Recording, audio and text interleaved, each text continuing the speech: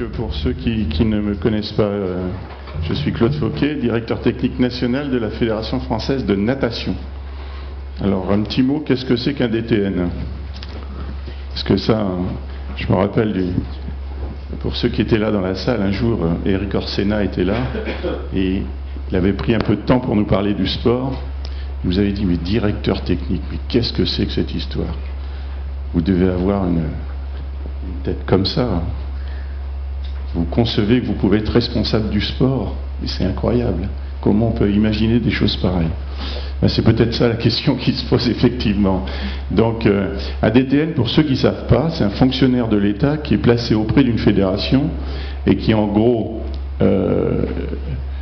essaie de faire en sorte que sa fédération soit la plus performante dans tous les niveaux de son développement et le niveau de ses résultats au niveau international. Voilà, donc en gros, quand les résultats sont là, c'est parce que la politique est bonne, et quand les résultats ne sont pas là, c'est que le DTN est mauvais. Donc il faut l'assumer. Il faut prendre, à mon avis, son travail avec beaucoup d'humilité pour essayer de comprendre ce que je vais essayer de vous dire. Alors moi, je suis pas, si vous voyez le texte, comment ça marche ça? Page down, page up, c'est ça? Non, c'est ça? Ah oui, d'accord. Donc c'est ça, pourquoi s'interroger sur les modèles et conceptions de l'entraînement aujourd'hui? Bon, si Philippe m'a demandé de venir, c'est effectivement par hasard, pas par hasard, on remonte comme ça, voilà. Bon, d'abord, je voulais remercier parce que, bon, quand on voit le nombre de personnes qui sont dans la salle, on imagine bien les difficultés que nous avons à interroger notre culture, notre propre culture. On est complètement prisonnier d'un certain nombre d'idées a priori sur les choses qui nous empêchent de nous ouvrir à d'autres conceptions, à d'autres visions du monde. Et ça, c'est sans doute ce qui limite le plus les athlètes dans leur capacité d'expression. Nous sommes, j'en suis vraiment convaincu, les principaux responsables de ce manque quelquefois d'ambition au plus haut niveau international. Parce que nous ne le sommes pas nous-mêmes. Nous ne le sommes pas nous-mêmes, ou quand cette ambition existe, elle n'existe qu'au travers d'une culture complètement sclérosée. C'est peut-être un petit peu dur, ce que je dis, mais j'ai le sentiment que tant qu'on n'ouvre pas les vannes d'une vraie liberté de pensée et d'une ouverture à d'autres champs, à mon avis, on n'avancera pas, y compris sur la performance et dans la réalisation de la performance.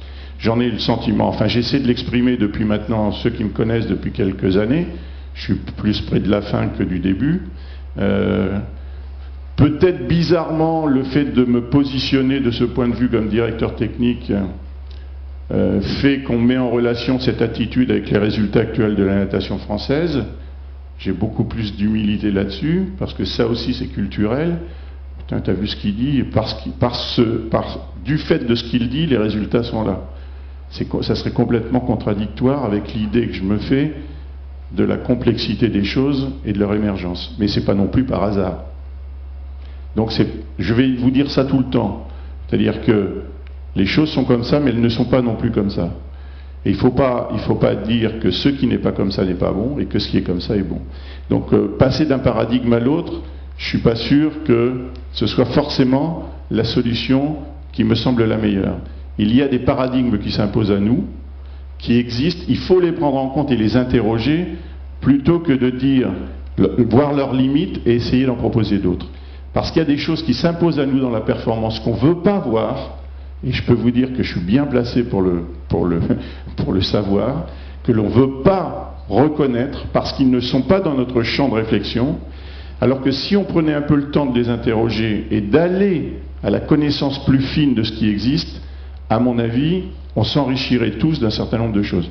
Donc voilà, je voudrais remercier Philippe parce qu'il faut du courage dans ce milieu pour ne pas passer pour un intellectuel. Voilà, écoute, on assume. D'une certaine façon, j'assume aussi. Je veux remercier Philippe parce que Philippe Hélard est le responsable du service recherche de la Fédération, parce qu'il y a un service recherche à la Fédération. Et il m'a aidé à préparer un petit peu cette présentation. Vous savez, un DTN, quand on l'invite à faire une présentation, il fait ça la veille entre 1h et 2h du matin, parce que c'est le seul moment où il peut avoir un peu de liberté pour réfléchir sur ce qu'il va essayer de faire partager. Puis je voudrais remercier tous les amis qui m'entourent dans ce travail de direction technique. C'est la direction technique nationale, c'est quand même 36 personnes qui m'accompagnent. Alors j'ai dit sur ce chemin si délicat de l'expression de conviction qui vise à transformer une culture, parce que c'est de ça dont il s'agit vraiment profondément. Alors, après, comment on met en relation ce que je vais vous dire avec simulation, modélisation, c'est un autre problème. Mais si j'ai bien compris ce que dit Philippe, c'est qu'est-ce qu'on rentre dans la machine? Et ce qu'on rentre dans la machine, si moi je ne me pose pas la question en tant que DTN de ce que l'on fera avec les machines, je me pose la question de, avant d'y penser, comment je réfléchis à la performance. Et tant que ça, c'est pas clair dans la tête de tout le monde, je préfère qu'on n'avance pas. Alors, j'ai du mal avec ça, mais ça va. Donc, pourquoi s'interroger donc sur les modèles et les conceptions de l'entraînement aujourd'hui? C'est pas aujourd'hui, hein. En tout cas, pour ce qui me concerne, j'ai toujours été mal à l'aise avec ce qu'on me disait de la performance et avec ce qu'on en enseignait. C'était vraiment, j'ai toujours été en décalage par rapport à ce que je voyais de la réalité et ce qu'on m'en disait. Donc pourquoi il faut s'interroger? Parce que la réalité m'impose de réfléchir autrement sur ce qui est communément admis. C'est pas parce qu'on a décidé qu'il y a un certain nombre de choses qui existent qu'elles sont valides ou qu'elles ne sont pas valides, et que sous prétexte qu'elles sont affirmées à tous les niveaux institutionnels, qu'elles existent et qu'elles font foi. Et ça, c'est un positionnement personnel. Alors, il est peut-être dans... Je ne vais pas faire de psychanalyse à bon compte, mais en tout cas, je n'accepte rarement d'être conduit dans des chemins qui me sont imposés parce que je m'en méfie tout le temps. Et j'ai envie de savoir où je vais quand j'emprunte un chemin. Et ça, pour ça, par exemple, il y a un service recherche à la Fédération qui de temps en temps me dit que l'autre, tu dis des conneries là. Quand tu dis ça sur telle chose, la réalité, c'est pas vrai. Tu peux pas affirmer des choses comme ça.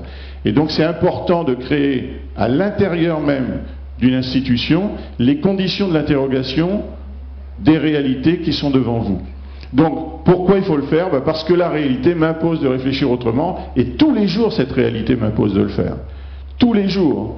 On dit qu'il faut être un expert dans le domaine des sciences pour être un entraîneur de haut niveau. Tous les jours, il y a des mecs qui nous semblent être des ignares d'un point de vue intellectuel et qui font des médailles d'or aux championnats du monde et aux Jeux Olympiques.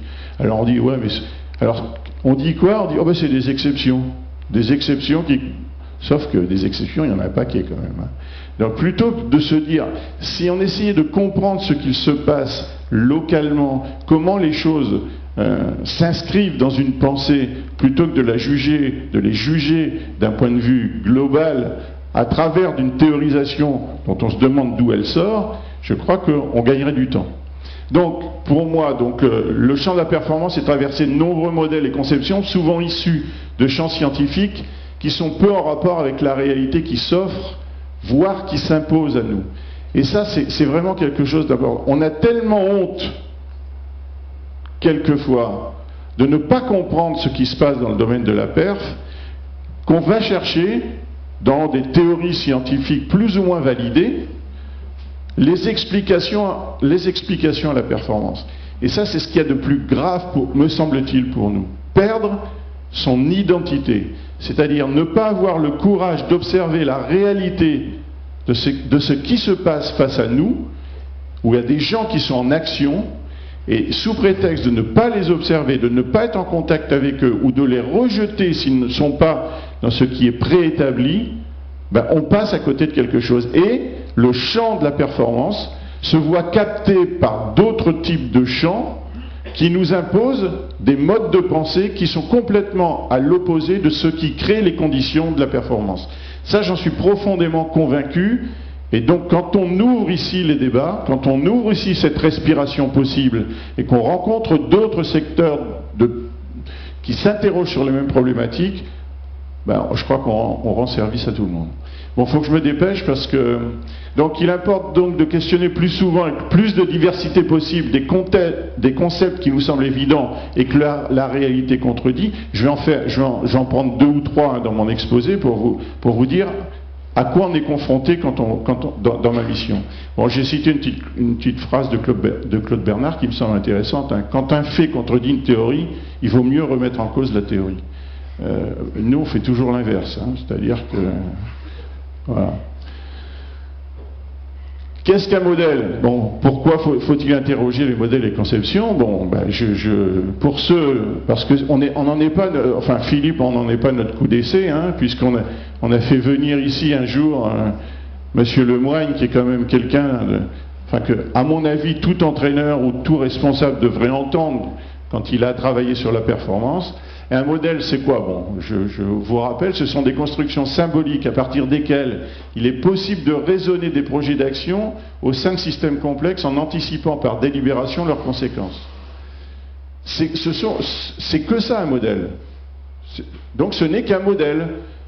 Le modèle essaie de rendre compte de la réalité, mais il faut se dire que ça n'est pas la réalité. Quand on n'a pas ce décalage-là, et j'aime bien l'idée que, à un moment donné, la simulation, la modélisation n'est qu'un prétexte qui crée les conditions de l'échange.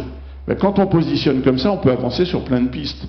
Mais si on dit que si on confond modèle et réalité, comme on le fait toujours, en tout cas bien souvent dans le modèle du sport, eh bien on se trompe complètement parce que la réalité finit toujours par nous rattraper. Et de nous dire que ce qu'on a dit il y a 10 minutes était complètement inadapté à ce qui se passe. Bon, je vais reprendre quatre diapos là-dessus, parce qu'elles me semblent vraiment moins fondamentales. Donc, on est vraiment la performance humaine est au centre de phénomènes complexes. Il faut bien accepter cette idée que c'est pas quelque chose de simple. Il suffit pas d'un lieu d'entraînement, d'un entraîneur, de théorie d'entraînement, d'athlète, si doué soit-il, quelque talent qu'il soit, pour que la performance émerge. On est devant un phénomène complexe. Bon, et il y a des gens qui parlent beaucoup mieux que nous de la complexité, donc c'est pas la peine d'inventer des trucs que les autres font beaucoup mieux que nous. Donc s'attacher à la complexité, je crois qu'il faut se remettre ces choses en tête, parce qu'elles nous questionnent tous les jours. Et moi, la dernière phrase me paraît essentielle, parce que j'ai signé ma convention d'objectifs avec la direction des sports il n'y a pas longtemps, et on m'a demandé combien de médailles à Pékin. Bon, moi j'affirme que ce qui est essentiel, c'est la reconnaissance de la dimension de la prédictibilité. Parce que si je dis 4 médailles à Pékin, pourquoi on en ferait 8? Puisque j'ai dit qu'on allait en faire 4. Qu'est-ce que je sais de ce qui va émerger, de tout ce qui s'organise aujourd'hui dans la préparation des Jeux, avec tous les aléas que ça représente, pour dire je vais faire 4 médailles à Pékin. Je vais faire. Vous voyez, j'ai la grosse tête. Hein. Les athlètes vont faire 4 médailles à Pékin. J'en sais rien. On va peut-être faire 0 médaille à Pékin. C'est tout à fait possible. Quand on est arrivé à Athènes, on allait faire 1 médaille ou 2 à Pékin. On a fait 6. D'un seul coup, on était les rois du pétrole parce qu'on avait fait 6 médailles à Pékin, à Athènes. Mais moi, je crois qu'il faut, à partir du moment où on se positionne pour dire que tout ça est imprédictible, on laisse les possibles s'exercer. Parce que sinon, quand on commence à avancer ce qui est possible, quelque part, ceux qui ne le peuvent pas se disent on ne le fera pas. Et on a créé les conditions de l'échec. L'imprédictibilité. Donc, ça date quand même de 33-37. Hein. Bon, vous voyez, il ne faut pas perdre de temps, hein, Philippe. On va les remplir, les salles, mais il faut un petit peu de temps. Hein. On a toujours cherché des explications quand c'était des représentations qu'on pouvait seulement essayer d'inventer. Donc, le système, c'est de représenter et non d'expliquer. Ma philosophie n'est pas expliquante, mais opérante. Nos moyens de compréhension qui se résument à des faits, et les vérités sont choses à faire et non à découvrir. Ça veut dire qu'il n'y a pas quelque part, concernant les conceptions de l'entraînement, un entraînement, des théories d'entraînement qu'il faudrait assimiler et connaître pour ensuite être performant sur le terrain. Ça ne veut pas dire qu'il ne faut pas les connaître. Mais il ne faut surtout pas croire que c'est la condition de la réussite. C'est bien plus complexe que ça. On a à faire. Il faut accepter que les gens qui font, ce sont des acteurs de connaissances et des concepteurs de théorie. Seulement, on ne veut pas les voir. Le plus souvent, on ne veut pas les voir parce que les théories que nous empruntons sont des théories de champs qui ne sont pas les champs du sport et qui ne sont pas les champs de la performance. Ça, c'est un... Bon, je radote, hein, pour ceux qui me connaissent, mais bon. Au bout d'un moment... Alors, la complexité appelle la stratégie, ben oui. La complexité, comment on se débrouille là-dedans, quoi, hein, c'est-à-dire comment on fait un pas en avant, un pas en arrière, comment on prend en compte telle chose, comment on fait en sorte que Philippe Lucas est bien quelqu'un qui a des résultats dans la natation française avec Laure Manodou, enfin, etc. Bon. La complexité appelle la stratégie. Il n'y a pas que la stratégie pour s'avancer dans l'incertain et l'aléatoire. La méthode de la complexité nous demande de penser sans jamais clore les concepts. Et nous, je peux vous dire qu'il a fallu s'en débarrasser à un moment donné quand même, hein, des zones lactiques, alactiques, enfin tout ce que vous voulez, d'accord. De rétablir les articulations entre ce qui est disjoint. Donc soit nous on oppose, soit on dit ça c'est la vérité. Et ça c'est pas bon. De penser avec la... Ah, pardon. Alors là c'est fini, j'ai déjà usé la pile. Allô? 1, 2, oui. C'est le deuxième. C'est-à-dire que... Donc de penser avec la singularité, la localité, la temporalité. Ça, je crois que, en tout cas dans ma fonction, si on n'accepte pas que des choses émergent qui ne correspondent pas à l'idée qu'on aurait pu s'en faire, on n'est pas à sa place. C'est-à-dire si on veut imposer une idée précise des choses, et que quand quelque chose émerge qui ne correspond pas à l'idée qu'on s'en fait, on la rejette, on n'est pas DTN. Enfin pour moi, on n'est pas DTN. Alors, les conceptions de l'entraîneur. Donc les modèles, on en a parlé. Les conceptions de l'entraîneur. C'est quoi les conceptions de l'entraîneur? D'abord, ce sont des connaissances en action. Et vous savez, quand vous faites intervenir des entraîneurs ici, et que vous voudriez que ces entraîneurs soient capables de théoriser ce qu'ils font, vous ne leur rendez pas service, parce que vous les écartez de leurs connaissances en action. Or, ils construisent des connaissances en action qui sont essentielles. Et vous savez que vous le savez, la principale difficulté dans laquelle nous sommes aujourd'hui, c'est souvent la culpabilité de l'entraîneur face à la théorie. On ne mesure pas assez les dégâts que ça peut faire. On ne mesure pas assez à quel point... Alors, après, il y en a d'autres qui réagissent différemment et qui disent « Regarde-moi ça, ces cons-là de la DTN, ils vont venir m'expliquer comment on entraîne. » Mais c'est la même chose. Hein, ça veut dire qu'ils ont bien compris, quelque part, que ce qu'ils mettent en œuvre au quotidien, 2 fois par jour, 2 fois 3 heures par jour, c'est quand même du boulot, comme s'il n'y aurait pas de connaissances qui pourraient émerger de ce qu'ils font. C'est inconcevable, ça, d'imaginer que ce soit possible. Et pourtant, on le fait souvent. Donc il y a des connaissances en action, elles sont situées, ça veut dire elles sont contextualisées, elles sont singulières, et il faut les concevoir comme ça. Et il n'y a que des singularités qui font la performance. L'idée de fondamentaux ou des choses comme ça, moi, me paraît complètement dépassée aujourd'hui. Les savoirs reconstruits que l'on peut appeler conception de l'action, représentation ou routine. Ça, c'est les deux types de savoirs. C'est-à-dire que, à partir d'un moment, on reconstruit des savoirs parce que, dans la connaissance en action, on est capable de reconstruire un certain nombre de choses. Et enfin, les informations scientifiques plus ou moins abstraites et généralisées parce que un entraîneur, par définition, est curieux. Il va aller chercher, lui aussi, des explications, entre guillemets, scientifiques à ce qu'il a découvert sur le terrain. Parce que, quelquefois, il se rend compte qu'il invente des choses et il voit nulle part comment les justifier. Et là, c'est terrible parce que, quelquefois, c'est soit la culpabilité, et donc, ce que j'ai fait n'est pas bon puisque personne n'en parle, alors que c'est singulier, qu'il faut le prendre en compte dans cette singularité-là, ou alors il va rejeter complètement le problème en disant mais de toute façon, ce que je fais est juste, donc je continue à le faire. Et ceux-là, en général, deviendront très bons. Pourquoi s'interroger donc dans une double perspective, à mon avis, d'action et de formation? Dès l'instant où on se positionne comme ça, on ne conçoit plus l'action de la même façon, et on n'est plus non plus dans des mêmes problématiques de formation. Dans les champs de l'action et de la formation, les modèles, les conceptions se construisent en opposition et de façon exclusive. Je vous l'ai dit tout à l'heure, c'est ça notre problème. On construit toujours les choses en opposition ou de manière exclusive, alors qu'il faudrait les relier et affiner. Relier et affiner. En biais et doucement, diraient d'autres. Hein. C'est-à-dire, voilà, essayer de comprendre. Alors, je vais vous parler d'un truc auquel tout DTN est confronté. Il n'y a que moi ici, bon, donc on ne peut pas échanger avec mes collègues. Mais vous savez, nous, on nous demande de mettre en place ce qu'on appelle la filière de haut niveau. Et ça, c'est un beau sujet.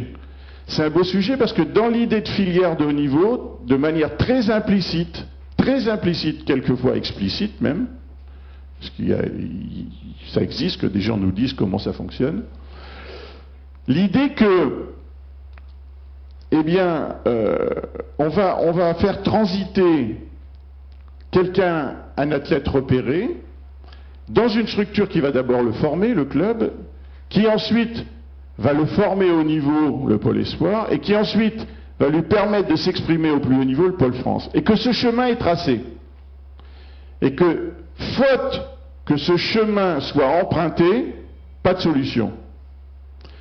Alors, ça veut dire c'est pas anodin ce que je vous dis, parce que ça veut dire qu'on va mobiliser des moyens énormes en euros sur ce modèle. Et quand vous présentez un modèle alternatif, ben les moyens, ils sont pas là, puisque le modèle, c'est pas celui qui est là et qui est prédictif.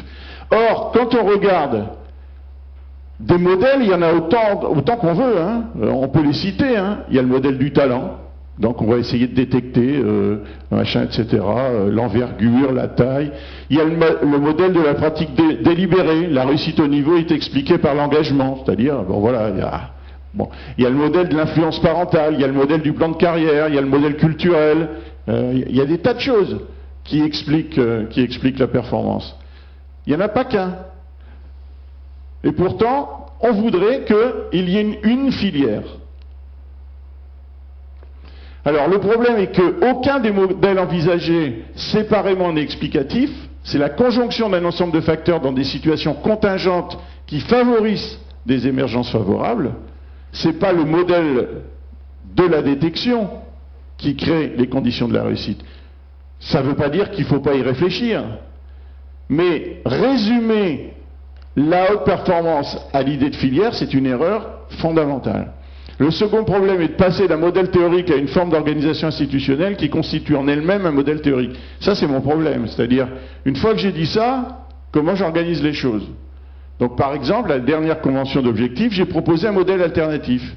J'ai dit, il y a une filière de haut niveau qui forcément existe, il y a des pôles espoirs, il y a des pôles France, il y a des moyens, il y a des cadres techniques, il y a de l'argent, mais à côté, j'aimerais qu'on mette des moyens sur la reconnaissance de phénomènes émergents, de telle sorte à rendre compte par les moyens donnés de la diversité de ce qui s'impose à nous. Donc, par exemple, j'ai dit, ben, j'aimerais avoir 300 000 € pour valoriser ce qui apparaît en termes de diversité. Donc, bon, c'est pas la peine que je vous dise combien j'ai eu sur ce chapitre. Hein. Vaut 0. Donc, ça veut dire qu'à un moment donné, la diversité, alors on me dit, mais il faudrait mieux l'expliquer. Ben oui, mais je ne peux pas expliquer quelque chose qui, par définition, va émerger de quelque chose qui est contingent et que je ne peux pas anticiper. Et que j'ai besoin, par contre, d'accompagner. Donc, voilà. C'est compliqué des fois, mais bon. On y arrivera. Donc, comment on passe à l'organisation institutionnelle? Il faudra que quelqu'un soit garant du temps, parce que là, j'arrive plus à faire marcher le truc non plus. Putain, dis donc, comment ça se fait que je bousille les trucs comme ça? Le micro, le truc, là, regarde. C'est terrible, ça, quand même. Tu vois, ça c'est contingent. Voilà. Pourquoi? Voilà, bon. Juste les passer, là. Donc moi je pense qu'aujourd'hui le modèle d'accès au niveau est mal questionné, en tout cas il n'est pas bien questionné. L'objectif, on dit que l'objectif de la filière c'est de favoriser le double projet sportif et professionnel. Sauf que quand on vous interroge en tant que DTN, c'est vous avez fait combien de médailles il y a combien qui sont issus de la filière? Ouais, mais ils ont tous eu le bac, ils sont tous machin. Ah non, non, combien? Est-ce que la filière répond bien à son objectif sportif? C'est-à-dire qu'on pose un problème à l'entrée, qui est bien le double projet, et à la fin, on analyse le résultat. Il y a quelque chose qui est difficile à suivre, quoi. Donc, moi je pense que dans la perspective double projet, ça fonctionne bien. Seulement, on est tous en train de se rendre compte que ça fonctionne bien, mais ça ne nous fait pas les meilleurs du monde. Alors, au bout d'un moment, quand il s'agit d'être les meilleurs du monde, il vaut mieux qu'on s'interroge sur les raisons qui font qu'on n'est pas les meilleurs du monde. Pourtant, bien souvent, on évalue sur les simples résultats sportifs, je viens de vous le dire, on devrait essayer d'interroger le modèle sous-jacent. Qu'est-ce qu'il y a dans la tête des gens qui nous font émerger l'idée de filière? C'est ça qui m'intéresse, moi, toujours. Alors, on peut passer, excuse-moi. Donc, par exemple, l'idée d'un chemin préexistant, je vous l'ai dit, je crois que c'est ça, le modèle dans la tête des gens, c'est ça, et c'est une erreur fondamentale. Toutes les histoires d'athlètes de haut niveau nous montrent qu'on n'est que face à des bifurcations en permanence. J'ai choisi ça. Franck Esposito vous dit à l'école de natation, pendant que les mecs nageaient, j'étais planqué sous l'eau à l'échelle et je regardais avec les lunettes comment ils s'y prenaient pour nager. Enfin, c'est que ça. C'est jamais la réalité de ce que... Quand vous les interrogez, ces athlètes, et moi j'ai cette chance de les côtoyer, ben vous voyez qu'il n'y a jamais rien qui correspond à ce chemin tout tracé. Je suis petit, très bon, je serai grand, excellent. Ça ne marche pas du tout comme ça, mais vraiment pas comme ça. Et la plupart vous disent, mais j'étais certainement pas l'un des meilleurs dans mon groupe. Il y en avait plein qui étaient bien meilleurs que moi à l'école de natation. Ben, il faut quand même qu'on se pose ces questions, quoi, qu'on essaie de comprendre pourquoi les choses sont comme ça. Et pourtant, on continue un certain nombre de choses qui nous imposent de... Enfin, en tout cas, moi, ça m'aide parce que ça m'oblige à raisonner autrement. Donc, le raisonnement est toujours exclusif. Donc, soit on parle de talent, une fois qu'on a réglé le problème. De toute façon, c'est simple, hein. Il suffit de trouver le talent. Une fois qu'on a le talent, c'est bon.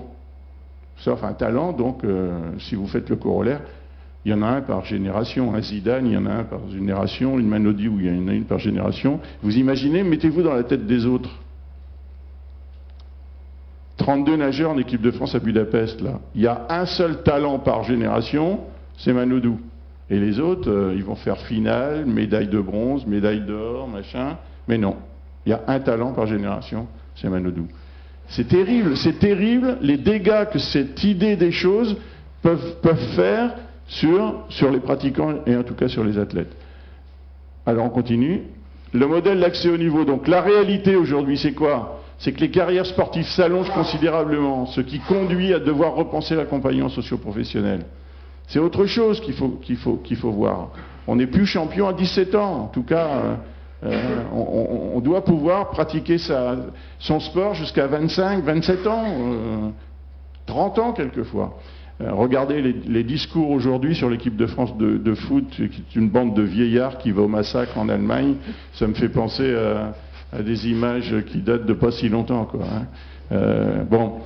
Dans la première étape, l'engagement de vie vers la recherche de la performance de personnes talentueuses est sous-entendu par le désir, et ça on n'en parle jamais, hein. Le désir dans les dynamiques d'achèvement, c'est-à-dire qu'on n'interroge jamais ces concepts-là.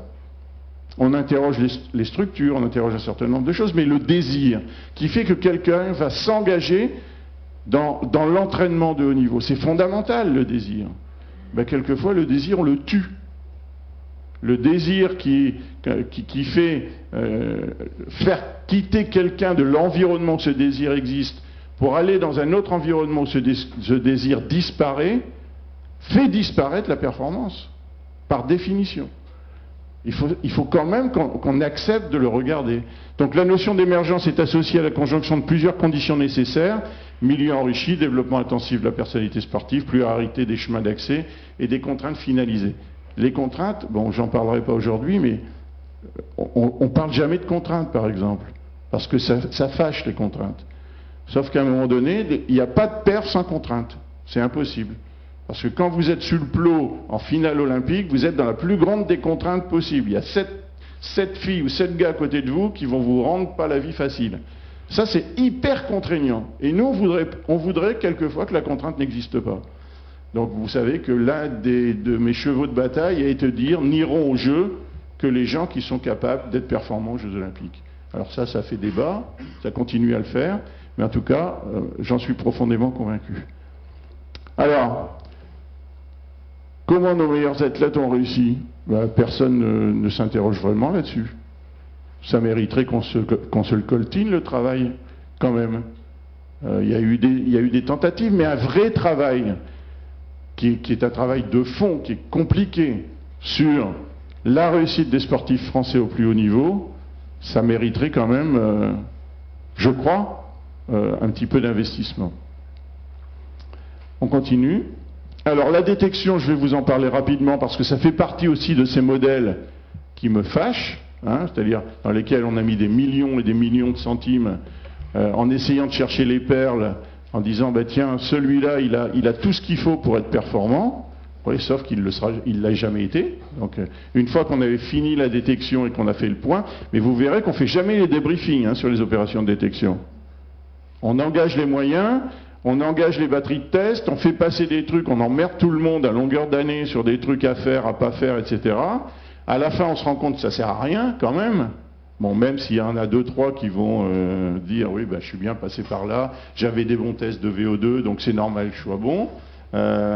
Mais après, on ne dit pas que la majorité de ceux qui sont parvenus, on les a jamais détectés. Au sens où on l'entend dans le terme détecté, hein, j'entends bien. C'est-à-dire définir a priori des compétences et des qualités qui permettent d'affirmer que cet athlète sera un athlète de haut niveau. Là, d'ailleurs, vous verrez, il n'y a pas de question sur le désir là-dedans. Hein. Donc, l'idée principale, c'est de partir, bon jeu, allez, on passe, hein, parce que vous connaissez ça. Ce que je veux vous dire, simplement, c'est que mon travail, en tout cas le travail que j'essaie de mener, c'est systématiquement d'interroger dans notre milieu des concepts qui s'imposent à nous sans qu'on ait jamais interrogé les théories qui les sous-tendent. Et ça, il faudrait qu'on le fasse. Et vous inquiétez pas que les athlètes s'en chargent, eux. Ils le font quand ça leur va pas, ça leur va pas. Hein. Vous pouvez essayer de les convaincre d'un certain nombre de choses, ça leur va pas, ça leur va pas. Bon. Alors, l'entraînement. Ben, c'est la même chose. Hein. On applique toujours à l'entraînement, vous savez, on oppose toujours, par exemple, c'est la technique ou l'énergétique, la fréquence ou la distance par cycle, la VO2, enfin l'endurance de force ou la force maximale. C'est-à-dire, bon, sans arrêt, on oppose des choses. Moi, je crois qu'il ne faut pas les opposer. Il faut les hiérarchiser. J'ai repris cette phrase de Dupuis, qui me semble intéressante. Le tout et ses éléments se déterminent mutuellement. C'est cette codétermination qui explique la complexité des vivants. C'est-à-dire que quelquefois, quand vous êtes confronté à un paradoxe, vous avez appelé ça dans votre travail les dilemmes, ben à un moment donné, il faut hiérarchiser. C'est-à-dire qu'est-ce qui, dans ce à quoi je suis confronté, va déterminer quelque chose. Et donc je vais choisir ce qui va déterminer mon action. Mais le choisir, hiérarchiser, c'est pas exclure. Donc je voulais vous faire partager cette réflexion parce qu'elle me conduit, enfin elle m'amène une réflexion permanente dans ma mission. En gros, le DTN est obligé de prendre une décision toutes les 5 minutes. Hein, là je suis peinard, ça fait une demi-heure. Je suis avec vous, c'est bon. Bah, quoique, il faut quand même que je fasse fonctionner le... Donc voilà. Ah oui, la performance, oui, parce qu'on a vu la filière, on a vu la détection, et la performance, on ne l'interroge jamais non plus. Ce qu'on interroge dans la performance, c'est ce qu'on sait de sa culture, c'est-à-dire ce qui est important, hein, tout ce qui a trait à la performance, les facteurs de la performance, etc. Bon, ça, on sait l'interroger, mais... Et là, je fais référence à le travail que fait François depuis très longtemps au Krebs de Talence.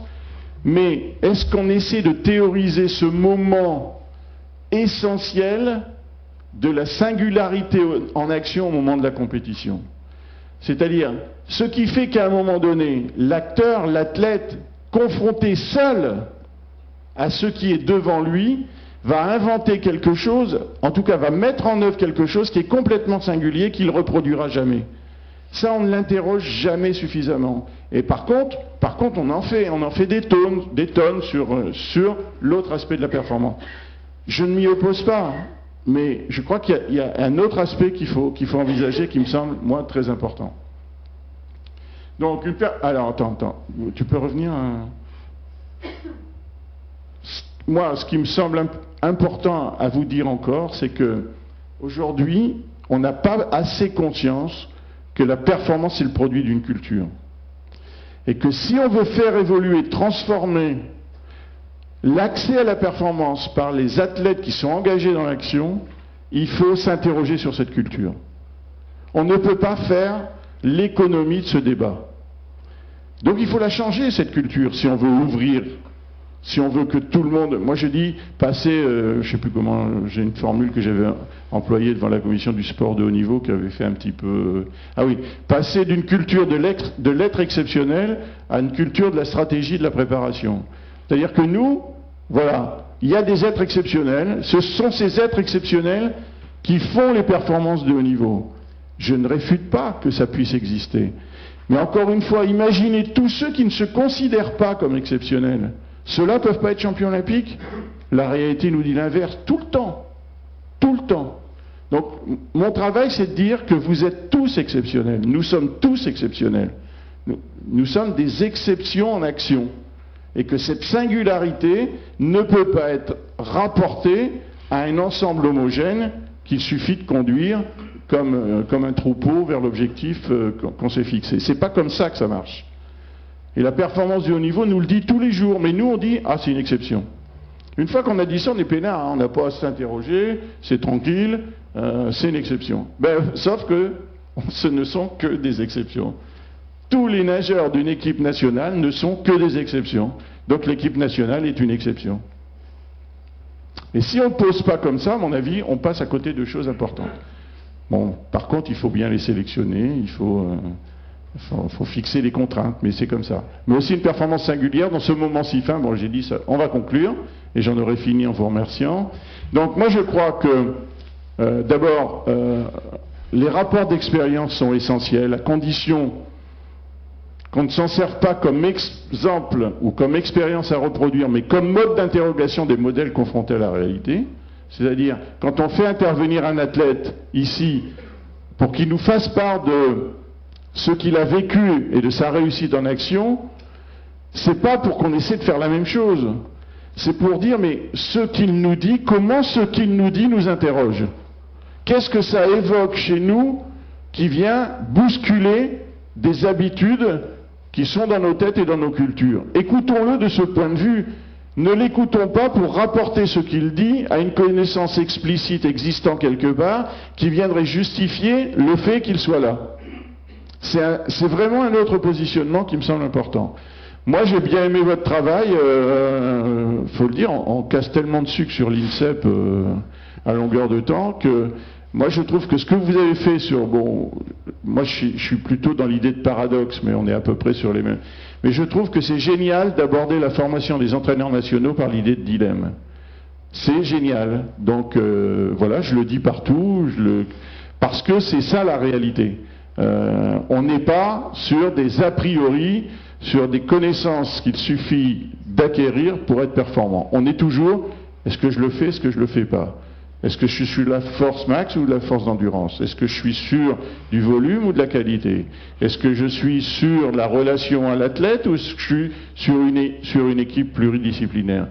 Et interroger la réalité au travers de cette idée-là, moi, me semble une avancée considérable pour les années qui viennent.